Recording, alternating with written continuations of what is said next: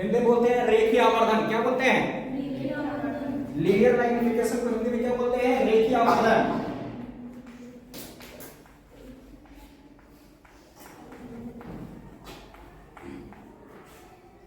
आज 16 है ना? इसमें नोट करो सभी। देखो ये होता क्या है, the ratio of height of image and height of object is known as linear magnification. किसी वस्तु के प्रतिबिंब की ऊंचाई तथा वस्तु के ऊंचाई के अनुपात को ही हम लोग रेखीय आवर्धन कहते हैं।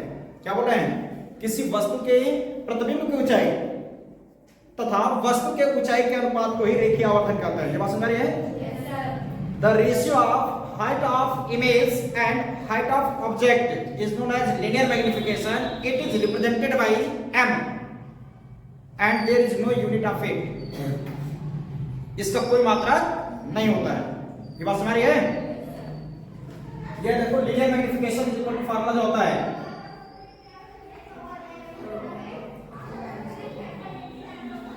linear magnification is equal to height of image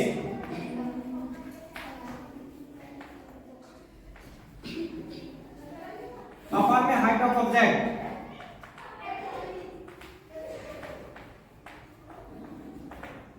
Hindi में बोलते हैं रेखीय आवर्धन। क्या बोलते हैं?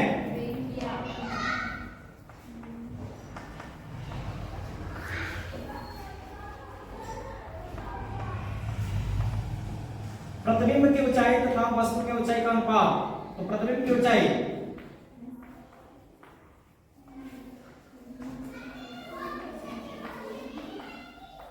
अपॉन में वस्तु की ऊंचाई।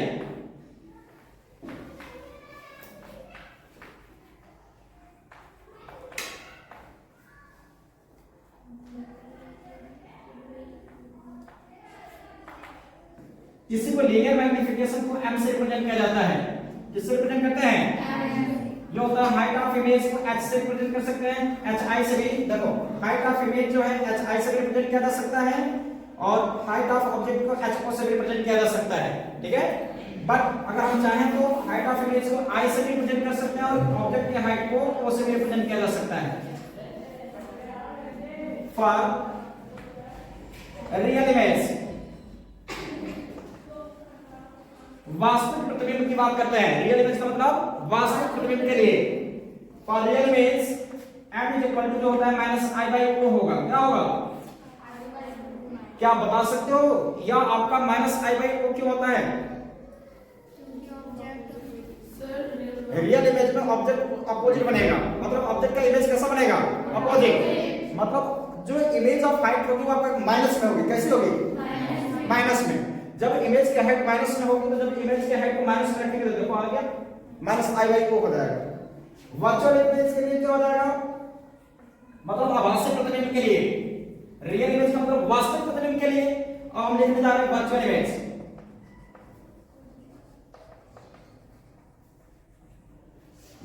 यही m इक्वल टू हो जाएगा i बाई o।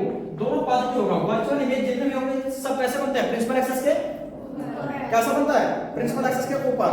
जब प्रिंसिपल एक्सिस के ऊपर बनेगा तो हाइट ऑफ ऑब्जेक्ट भी आपका क्या है? Above the principal axis. Object कहां पर है? अबव द प्रिंसिपल एक्सिस और इमेज भी कहां है? Above the principal axis.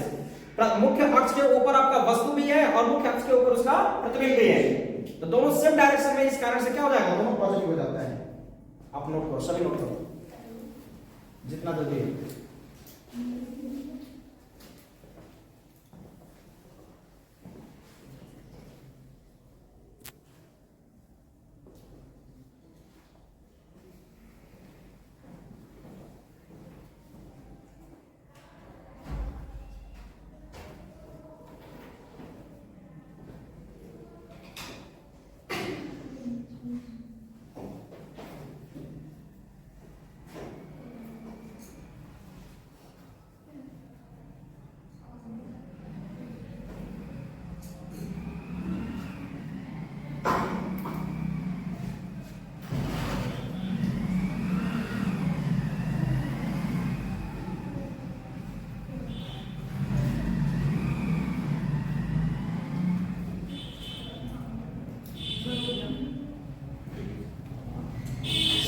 कर लिया। अब हेडिंग लगाओ साइन कन्वेंशन।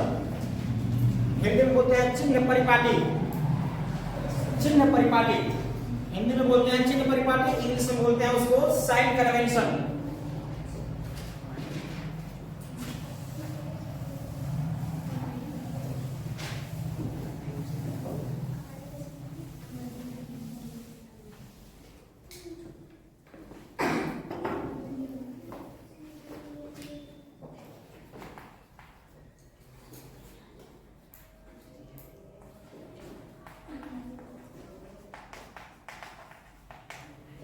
इसको हिंदी में बोलते हैं चिन्ह परिपाटी।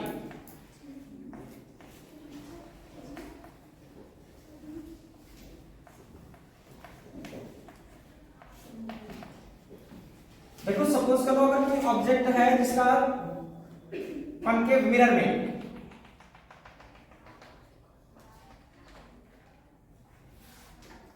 ये पोल हो गया, ये फोकस हो गया, ये सेंटर ऑफ कर्वेचर हो गया और ये आपका ऑब्जेक्ट हो गया, ठीक है। तो यहां से देखो ये ऑब्जेक्ट ए बी जो है, ऑब्जेक्ट के टॉप से चलने वाले रे ऑफ लाइट जो प्रिंसिपल एक्सिस के पैरेलल आफ्टर रिफ्लेक्शन कहां से जाती है? एक दूसरे रे ऑब्जेक्ट के सामने आपका पॉइंट कौन सा है? Centre of curvature. तो सेंटर ऑफ कर्वेचर से लेकर जाते हैं जो आफ्टर रिफ्लेक्शन क्या होती है? सेम पाथ पर रिटर्न हो जाती है। इस प्रकार दोनों रिफ्लेक्टेड रे एक दूसरे को कहां पर इंटरसेक्ट कर रही हैं? Between C and F. तो देखो सबसे पहले जहां पर ऑब्जेक्ट है हमेशा कोई भी डिस्टेंस हम लोग जब फॉर्मूले का डेरिवेशन किए थे कहां से लिए थे? पोल से।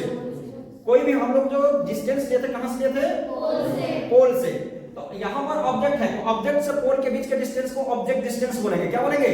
Object distance. और जितने भी इस प्रिंसिपल एक्सिस के लेफ्ट साइड का डिस्टेंस होगा वो सब के सब कैसे होंगे? नेगेटिव होगा। जैसे हमने आपको पहले भी बताया था नंबर 9 वाला सिस्टम, याद है?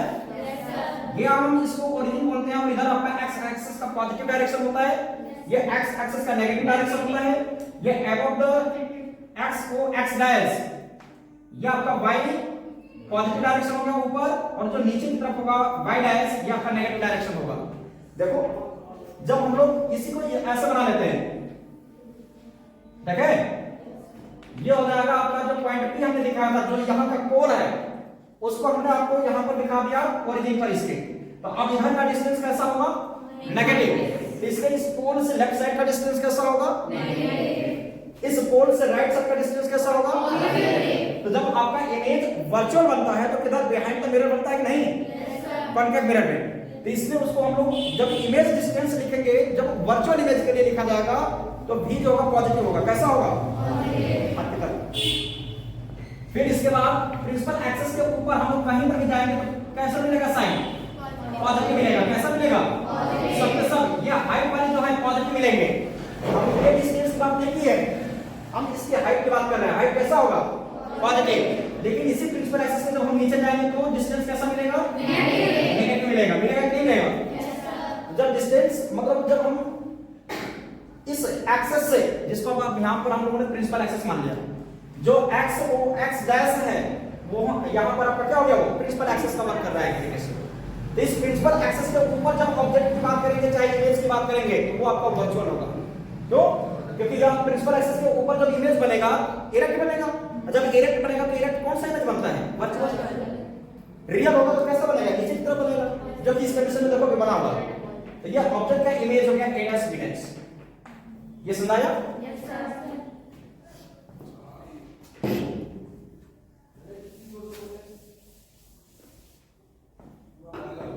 देखो तो ऑब्जेक्ट से पोल के बीच के distance AP is equal to हम लोग u लिखेंगे।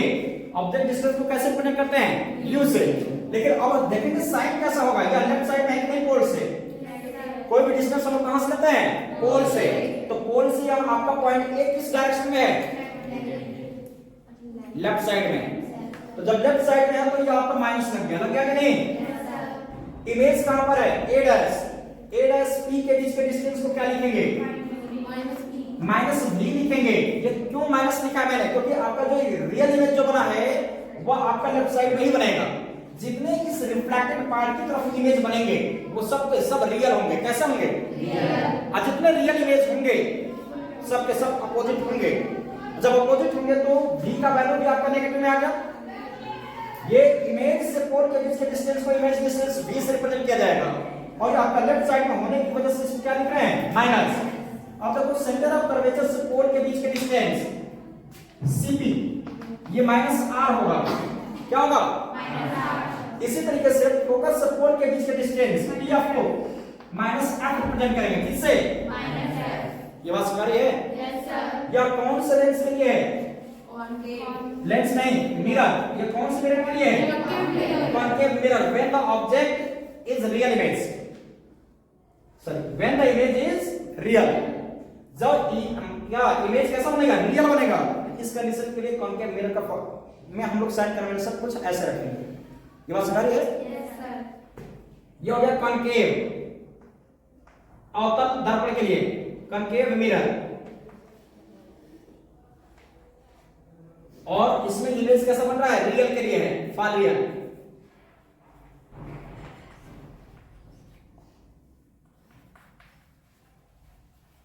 ये बात सुना गई यस सर। अब यहीं पर लिखेंगे एक अलग से ये साइन कन्वेंशन ध्यान रखना। मतलब जब रियल इमेज कॉन्केव मिरर के माध्यम से बनेगा तो सबके सब नेगेटिव हो गए। फोकल लेंथ भी ऑब्जेक्ट डिस्टेंस भी इमेज डिस्टेंस भी रेडियस ऑफ कर्वेचर भी सब नेगेटिव है कि नहीं यस सर। अब जब हम लोग कॉन्केव मिरर के माध्यम से एक अलग से चार्ट बना देते हैं। ये हो जाएगा फॉर कॉन्केव मिरर ये भी लिखेंगे। कॉन्केव का मतलब समझ रहे नहीं अवतल दर्पण किसके लिए और यहां पर इमेज कैसा रहेगा वर्चुअल फॉर वर्चुअल इमेज।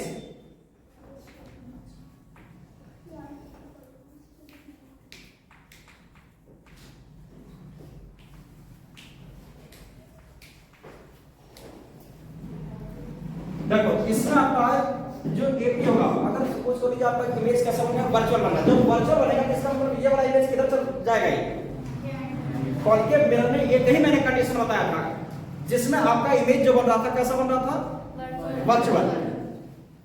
बाकी सब में 5 कंडीशन में कैसा बना था रियल बना था।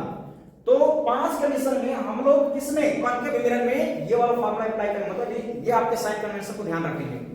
सिर्फ एक ही कंडीशन आपका ऐसा होगा जिसमें इमेज डिस्टेंस बस पॉजिटिव होगा और इमेज हाइट बस पॉजिटिव होगा। ये बात समझ रहे हैं देखो इसमें एपी का वैल्यू ऑब्जेक्ट डिस्टेंस आपका कॉन्केव मिरर हो या कन्वेक्स मिरर हो सबके सब नेगेटिव होंगे। सीपी भी आपका नेगेटिव रखा जाएगा। रेडियस ऑफ कर्वेचर भी माइनस में रहेगा। क्या रहेगा माइनस। फिर इसके बाद फोकल लेंथ भी आपका माइनस होगा पीएफ। फिर अब यह इमेज देखो अगर यह वर्चुअल बन रहा है वर्चुअल का मतलब किधर होगा प्रिंसिपल एक्सिस के अरे बिहाइंड द मिरर हुआ तो जो इमेज डिस्टेंस मान लो यहां पर इमेज बन गया a डैश यहां पर बन गया b डैश बना नहीं क्या कहीं।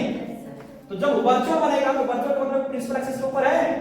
अब दूसरी बात यह प्रिंसिपल एक्सिस से या राइट साइड में है तो प्रिंसिपल एक्सिस के राइट साइड का मतलब हो गया ओरिजिन से x एक्सिस के पॉजिटिव डायरेक्शन में। आया समझ में ठीक है। वाला डिस्टेंस कैसा रखेंगे a डैश p कैसा होगा पॉजिटिव v। सिर्फ वर्चुअल इमेज में क्या चेंज होता है केवल v का वैल्यू पॉजिटिव हो जाएगा। बाकी सब देखो वही नेगेटिव है। देखो आगे समझ में सिर्फ आपको माइंड में एक चीज बैठाना है कि कॉन्केव मिरर में देखो ये जो बता रहे हैं न्यूमेरिकल के लिए फार्मूला के लिए क्या है कैसे फार्मूला अप्लाई करोगे कब माइनस करोगे किसको प्लस करोगे वहां पर ये काम आएगा। जिन बच्चों ने हाई स्कूल किया होगा वहां पर न्यूमेरिकल लगाने में इन लोगों की जो गलतियां हुई होंगी सिर्फ इन्हीं की वजह से होती है। नहीं तो फार्मूला तो आपके सामने 1/f=1/b+1/u है ना।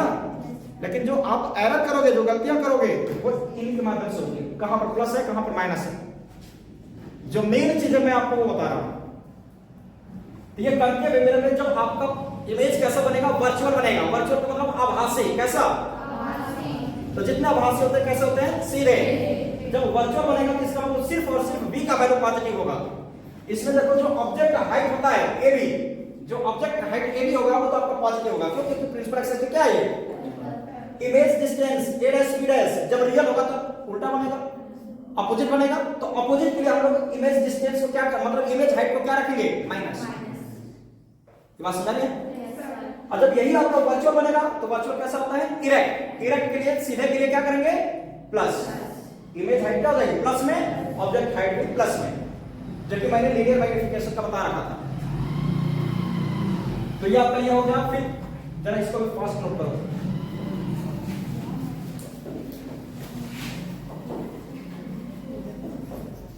जितना जल्दी हो।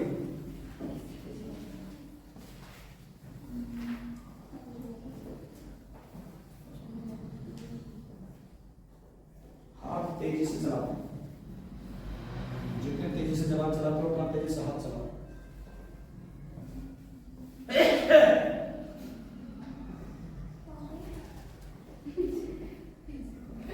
नोट करो।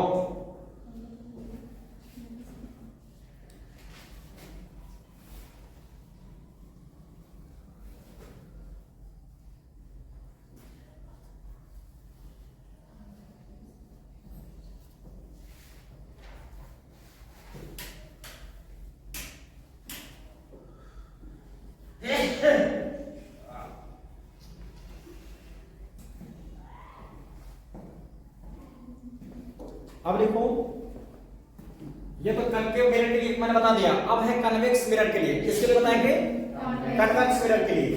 कन्वेक्स मिरर में सिर्फ और सिर्फ आपको पता है कि हमेशा इमेज कैसा बनता है, वर्चुअल और इरेक्ट बनता है।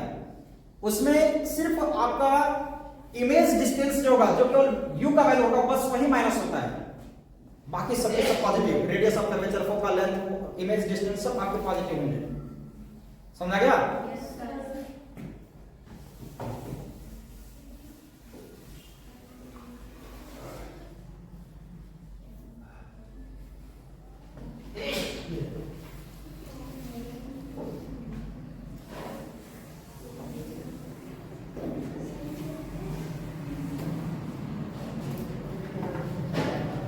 For virtual image,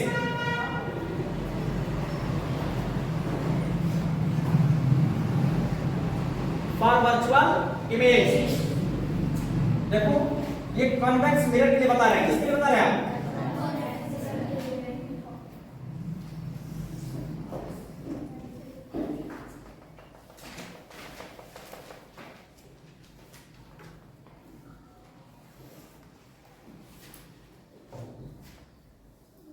ये इसका फोकल लेंथ हुआ, फोकस हुआ, ये इसका सेंटर ऑफ कर्वेचर हुआ। सपोज करो हमने ऑब्जेक्ट को यहां पर रखा हुआ है, ऑब्जेक्ट के टॉप से चलने वाली एरिया ऑफ लाइट, क्योंकि प्रिंसिपल एक्सिस से क्या होती है, आफ्टर रिफ्लेक्शन ये कहां से जाती हुई अपीयर्स होगी, फोकस से जाती हुई अपीयर्स होती है। एक दूसरे ऑब्जेक्ट के टॉप से ही कहां से निकल जाएंगे, उसके सेंटर ऑफ कर्वेचर से, जो इसी पाथ पर वो रिटर्न होती हुई अपीयर्स होगी। तो इस तरीके से देखो, जहां पर दोनों रिफ्लेक्टेड एक दूसरे को यहीं पर इंटरसेक्ट कर रहे हैं, तो इस ऑब्जेक्ट यदि का इमेज आपका a डैश b डैश बना, जो कैसा है, वर्चुअल और इरेक्ट है, क्योंकि आपका पेंटेड पार्ट की तरफ बन जाता है, राइट साइड में बनता है। ये पोल से इधर लेफ्ट साइड में लिया गया डिस्टेंस कैसा होता है, और पोल से राइट साइड में लिया गया डिस्टेंस। अब ये बताओ, जो AP है, AP ये कहां पर है, लेफ्ट साइड में, तो ऑब्जेक्ट डिस्टेंस कैसा होगा, बाकी सबके सब पॉजिटिव होंगे। देखो, इमेज से पोल के बीच का डिस्टेंस, इमेज डिस्टेंस, ये कैसा होगा, प्लस b हो गया।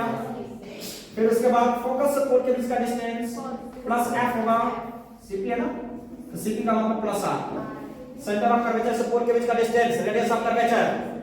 फिर यहां पर क्या हो जाएगा, PF, देखो जब भी फोकल लेंथ तो प्लस में होगा। तो ये हो गया आपका कन्वेक्स मिरर के लिए।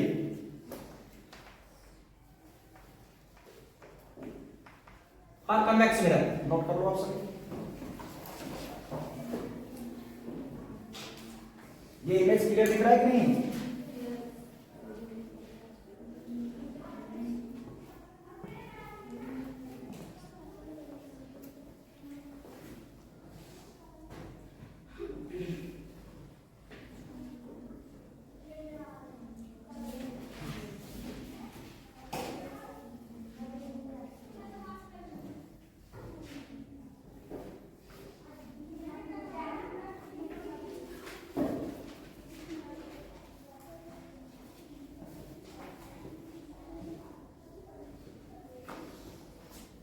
नोट कर लिए?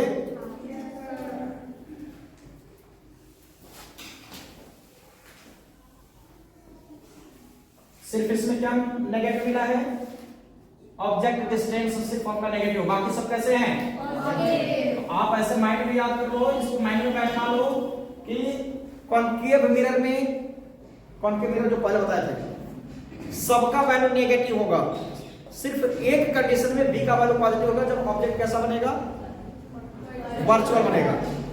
और कन्वेक्स मिरर में सिर्फ यू का वैल्यू नेगेटिव होगा, तो बाकी सब कैसे होंगे, याद हो गया। अब है रिफ्रैक्शन ऑफ लाइट, क्या लिखोगे, रिफ्रैक्शन ऑफ लाइट।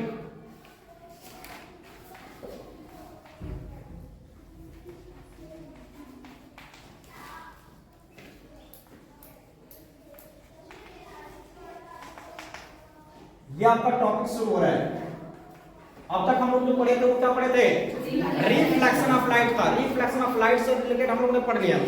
अब है रिफ्रैक्शन ऑफ लाइट। तो जो रिफ्रैक्शन ऑफ लाइट है, इसके लिए कम से कम 2 मीडियम का होना आवश्यक होगा, कम से कम 2 मीडियम।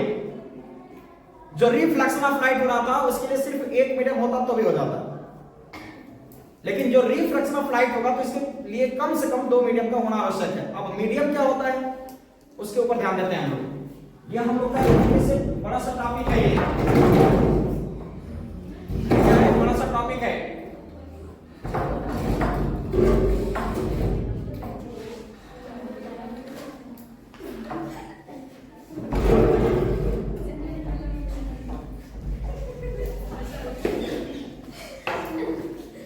देखो सब इसमें आपका पहला जो टॉपिक होगा, पहले हम लोग मीडियम के बारे में समझेंगे। एक होगा रेयर मीडियम, हिंदी में बोलते हैं विरल माध्यम,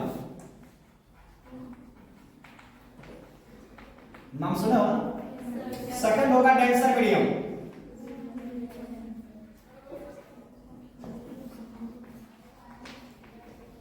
इसको बोलते हैं सघन माध्यम, इसको बोलते हैं विरल। और ये होता है सघन। सघन माध्यम का मतलब समझा ना क्या, सघन मतलब क्या होता है, पास पास, क्या होता है, और विरल का मतलब दूर दूर, ठीक है। देखो जो रेयर मीडियम होता है, यह एक ऐसा मीडियम होता है जिसमें स्पीड ऑफ लाइट मैक्सिमम होती है। क्या होता है, in which medium speed of light maximum, in which medium speed of light is maximum is known as rare medium. ऐसा माध्यम जिसमें प्रकाश की चाल अधिकतम हो, क्या कहलाता है, विरल माध्यम। विरल माध्यम में जो इसके, जैसे मान लो डस्ट के पार्टिकल, ये मान लो एटमॉस्फेयर की अगर मैं बात करूं, या जितनी भी गैसेस होते हैं उनके जो आपके छोटे छोटे पार्टिकल्स होंगे, जो टीनी पार्टिकल्स होते हैं, वो दूर दूर होते हैं। जितने भी गैसेस होंगे वो आपके रेयर मीडियम में आती है। या लिक्विड हो या आपका कोई सॉलिड हो, तो ये डेंसर मीडियम में एक तरीके से आती है। लिक्विड के मॉलिक्यूल्स क्या होंगे, नियरेस्ट होंगे, पास पास होंगे, तो इस कारण से वो आपके क्या हो जाएंगे, डेंसर मीडियम बोले जाएंगे। डेंसर मीडियम का मतलब होगा कि उसमें स्पीड ऑफ लाइट कम हो जाएगी जरा सा। एयर में या वैक्यूम में, निर्वात अथवा वायु में जो प्रकाश की चाल होती है लगभग बराबर होती है। हमने आपको ऐसे डिफाइन किया था, रेयर मीडियम को क्या बोला था, in which medium speed of light is maximum then it's known as rare medium. For example all type of gases, क्या बोलेंगे, ऑल टाइप ऑफ गैसेस। इसी तरीके से अगर हम डेंसर मीडियम की बात करेंगे तो in which medium the speed of light is minimum, in which medium the speed of light is minimum then it's known as denser medium. In which medium the speed of light is minimum is known as denser medium. ऐसा माध्यम जिसमें प्रकाश की चाल न्यूनतम होती है सघन माध्यम कहलाता है। ऐसा माध्यम जिसमें प्रकाश की चाल क्या होगी, न्यूनतम, कम होगी, आपका सघन माध्यम होगा। और ऐसा माध्यम जिसमें प्रकाश की चाल अधिकतम होगी वो विरल माध्यम। जैसे सभी प्रकार के गैसेस जो हो गए वो क्या हो गई, विरल माध्यम। लिक्विड्स जितने भी हो गए उसमें प्रकाश की चाल कम हो जाती है, तो आपके किस में आएंगे, डेंसर मीडियम में। सॉलिड में ग्लास को ले लो तो उसमें स्पीड ऑफ लाइट कम होती है, तो वो आपका क्या हो गया, डेंसर मीडियम। अरे बात समझ में, देखो जो स्पीड ऑफ लाइट एयर जो होती है, जरा ध्यान देना, speed of light in air और वैक्यूम, निर्वात अथवा वायु में प्रकाश की चाल, क्या इसका मतलब है? निर्वात अथवा वायु में प्रकाश की जो चाल होती है यह आपका अप्रोक्सीमेटली 3 × 10⁸ मीटर पर सेकेंड होता है। इसका मतलब क्या हुआ? 3 लाख किलोमीटर पर सेकेंड।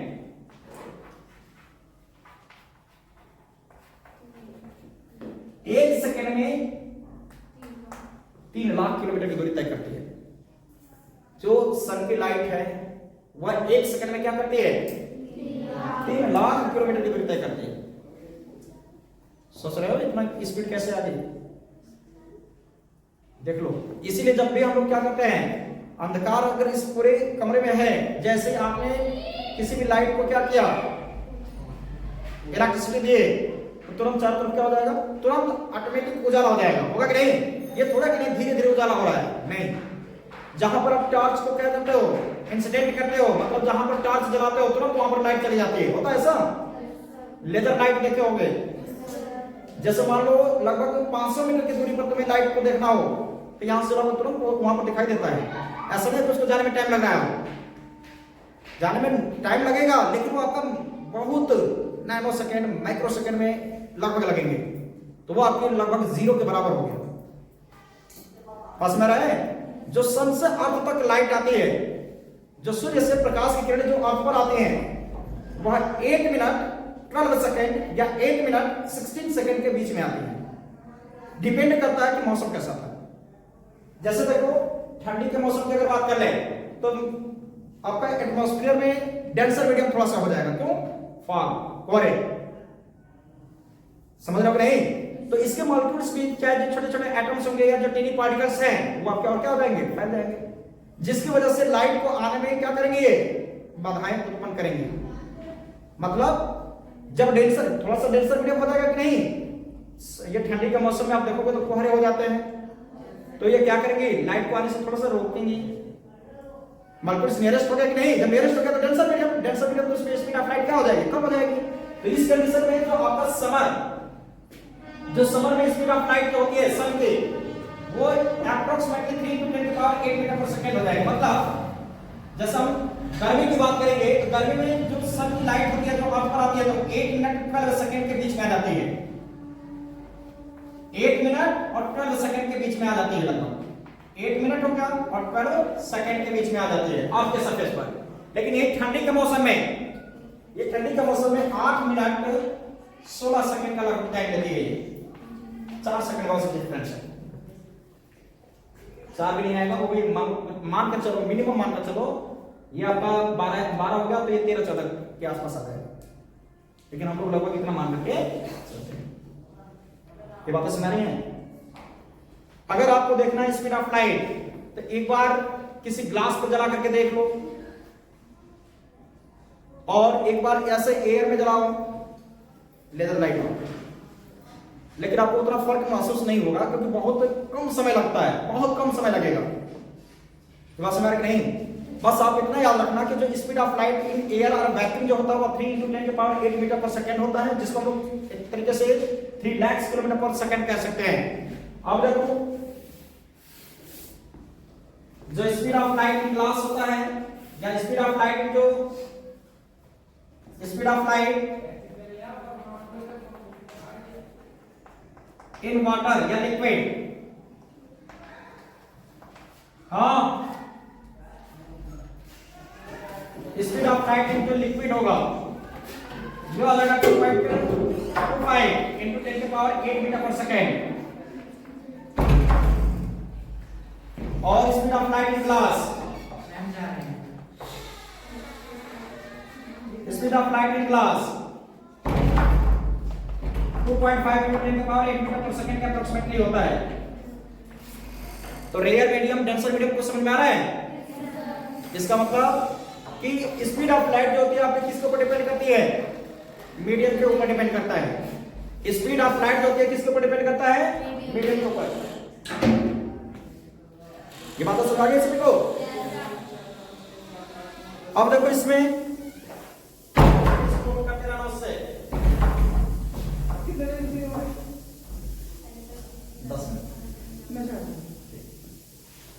आया नहीं सामने रखिए। अब देखो इसमें आपको हमने ये बता दिया। अब है रिफ्रैक्शन ऑफ लाइट। तो रिफ्रैक्शन होता क्या है? रिफ्रैक्शन क्या होता है? जैसे रिफ्लेक्शन हमने बताया था कि वो एक ही मीडियम में, जैसे जिस मीडियम से लाइट आ रही है उसी मीडियम में क्या हो जाएगी, वो रिफ्लेक्ट हो जाएगी। उसी मीडियम में जिस मीडियम में आई, देखो ये हो गया आपकी ग्लास मतलब मिरर, क्या होगा ये मिरर हो गया। इधर से लाइट इंसिडेंट हो रही है और इधर क्या हो गई, रिफ्लेक्ट हो गई, और ये इसका नॉर्मल हुआ। नॉर्मल मतलब बोलते हैं कि अभिलंब, क्या बोलते हैं? तो अब जरा ध्यान देना, ये इंसिडेंट रे है, ये रिफ्लेक्टेड रे है, और ये आपका नॉर्मल है। तो जिस मीडियम से आ रही है उसी मीडियम में वापस चली गई।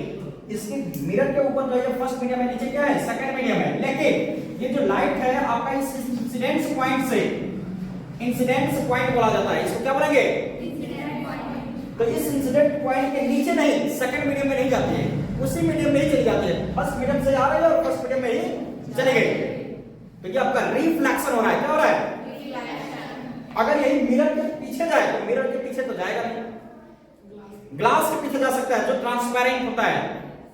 ट्रांसपेरेंट का मतलब क्या, जिसके आर पार देखा जा सकता है, तो उस ग्लास के पीछे चला जाएगा। जब ग्लास के पीछे जाएगा मतलब दूसरे साइड में जब जाएगा तो इस ग्लास से होकर के जाएगा कि नहीं जाएगा? सोचो, इधर आपका अलग मीडियम है, ग्लास क्या हो गया, अदर मीडियम हो गया। तो जब ग्लास में जाएगा तो इसमें थोड़ा सा आपका कुछ ना कुछ डिफ्लेक्शन होगा। डिफ्लेक्शन मतलब विचलन होगा। विचलन का मतलब कुछ ना कुछ अपने पाथ से जो होगी वो क्या हो जाएगी, इधर उधर चली जाएगी। बस घर ये तो ये जो इस प्रकार का जो इवेंट होगा वही रिफ्रैक्शन ऑफ लाइट कहलाएगा। क्या कहलाएगा? Refraction of light. तो देखिए अब हम लोग पढ़ेंगे रिफ्रैक्शन ऑफ लाइट। इसको हिंदी बोलते हैं प्रकाश का अपवर्तन।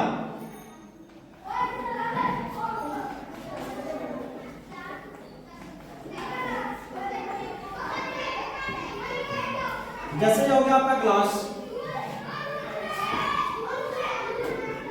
अब इसके नीचे हम लोग ऐसे पेंट नहीं करेंगे, इसके नीचे आपके पेंटेड पार्ट नहीं बनाए जाएंगे, क्योंकि ये ग्लास होता है जो ट्रांसपेरेंट होता है। यहां से रे आ रही है, ये इंसिडेंट रे है, क्या है ये, और ये हमने यहाँ पर नॉर्मल ड्रा कर दिया, क्या ये नॉर्मल। और यहाँ आपका देखो जाना चाहिए था इसको ऐसे, लेकिन ऐसे ना जाकर के अब डिपेंड करता है मीडियम कैसा है। ये फर्स्ट मीडियम हो गया, इसको हम लोग बोल देते हैं एक तरीके से रेयर मीडियम, क्या बोलेंगे, और ये हो गया डेंसर मीडियम। मतलब ये विरल माध्यम है और ये क्या है, सघन माध्यम। अब देखो ये अपने पाथ से मतलब जाना चाहिए था इस रास्ते, लेकिन इस रास्ते से ना जाकर के ये टुवर्ड्स नॉर्मल चली जाती है, मतलब अविलंब की ओर झुक करके जाती है। ठीक है, ये देखो इसको बोलेंगे इंसिडेंस पॉइंट आईपी। ये हो गया इंसिडेंट रे, ये हो गया normal, incident angle, refracted angle. Refracted बोल रहे हैं, रिफ्लेक्शन नहीं है, मतलब रिफ्लेक्टेड नहीं, रिफ्रैक्टेड। अपवर्तन को हिंदी में क्या बोलेंगे, और ये डेविएशन एंगल, ये क्या है, विचलन कोण, क्या बोलते हैं, विचलन कोण। ये आपका जो रिफ्लेक्ट हो रही है, जाना चाहिए इस रास्ते लेकिन जा रही है इस रास्ते, इसको बोलते हैं रिफ्रैक्टेड रे। आर री, देखो रिफ्रैक्टेड रे, चाहे ऐसे कह सकते हैं रिफ्रैक्टेड रे, इंसिडेंट रे, नॉर्मल रे। ये आपका ग्लास हो गया, एम ओ या M I P, M dash, M dash. देखो ये आईपी का मतलब इंसिडेंस पॉइंट है, ये क्या है, यह रे ऐसे आ रही है और इसको जाना क्या था इस पाथ पर, लेकिन ये इस पाथ पर ना जाकर के आपका इस पाथ पर चली आई डेंसर मीडियम के कारण से। ये आपका ऐसे भी हो सकता है, ये इंसिडेंट रे आ रही है फर्स्ट मीडियम से सेकंड मीडियम में, और ऊपर हमने डेंसर कर दिया और नीचे हमने रेयर मीडियम बना दिया। ये नॉर्मल हो गया। नॉर्मल का मतलब जो इस मीडियम के ऊपर क्या होगा, परपेंडिकुलर होगा। कैसा होगा, परपेंडिकुलर। तो ये आपका इंसिडेंट एंगल हो गया आई। अब ये आपका जाना चाहिए था इस पाथ से ऐसे, लेकिन ये आपका चली गई ऐसे, क्योंकि रेयर मीडियम होगा तो इसमें स्पीड ऑफ लाइट मैक्सिमम होगी, वो तेजी से मतलब दूसरी तरफ चली जाएगी। अब ये हो गया आपका रिफ्रैक्टेड एंगल आर, और ये हो गया इंसिडेंट एंगल। ये बात समझ आ रही है कि नहीं? Yes sir. बोलो। तो ये हो गया, जब एक मीडियम से लाइट होती है जब दूसरे मीडियम में जाती है तो अपने पाथ से थोड़ा सा डिफ्लेक्ट हो जाती है, अपने पाथ से थोड़ा सा रिफ्लेक्ट हो जाती है, रिफ्लेक्ट नहीं डिफ्लेक्ट।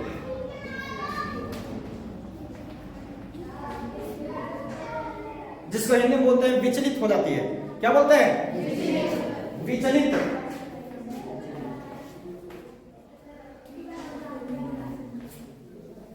जब एक मीडियम से, वो आपका रेयर हो सकता है या डेंसर भी हो सकता है, ठीक है, जब एक मीडियम से लाइट दूसरे मीडियम में जाती है तो वो अपने पाथ से थोड़ा सा डिफ्लेक्ट हो जाती है, या तो टुवर्ड्स नॉर्मल हो जाएगा या अवे फ्रॉम नॉर्मल हो जाती है। तो लाइट के इस प्रकार के इवेंट को ही, तो लाइट के इस प्रकार के इवेंट मतलब प्रकाश की इस प्रकार की घटना को ही प्रकाश का अपवर्तन कहते हैं, रिफ्लेक्शन ऑफ लाइट। ये बात समझ रही है? When the incident ray comes through one medium to another medium, या goes into one medium to another medium, then it deflects its own path. Its own path मतलब जिस रास्ते से इसको जाना चाहिए था उस रास्ते से क्या हो जाती है? डिफ्लेक्ट हो जाती है। तो this events of light is known as reflection of light, या this phenomena of light is known as refraction of light। बस मेरा है, when an incident ray comes through one medium to another medium, then it's deflect through its own path, then this phenomena of light is known as refraction of light। बस मेरा है, जब प्रकाश की किरण एक माध्यम से दूसरे माध्यम में जाती है तो वह अपने मार्ग से थोड़ा सा विचलित हो जाती है। तो प्रकाश की इस घटना एवं परिघटना को ही प्रकाश का अपवर्तन कहते हैं। क्या कहते हैं? प्रकाश का अपवर्तन। ये बात सुना गई? Yes sir. तो ये आप इसको डेफिनेशन में लिख लोगे, ठीक है?